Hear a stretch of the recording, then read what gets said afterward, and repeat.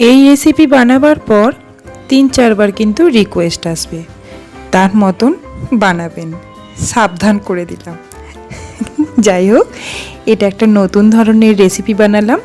Maggi দিয়ে ঝুড়ি বানাবো আগে।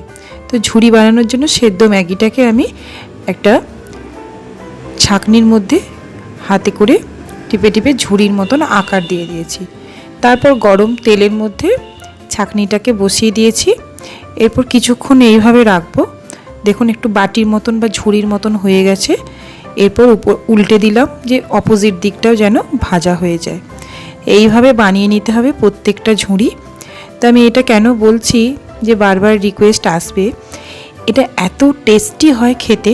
তো একবার যদি বানিয়ে খাওয়ান তো আপনাদেরকে রেডি থাকতে হবে, তো আরও 4-5 বার আপনাদেরকে এরমভাবেই বানিয়ে করে খাওয়াতে হবে। তো এটা ঝুড়ি তো শুধু ঝুড়ি রাখবো না, ঝুড়িটা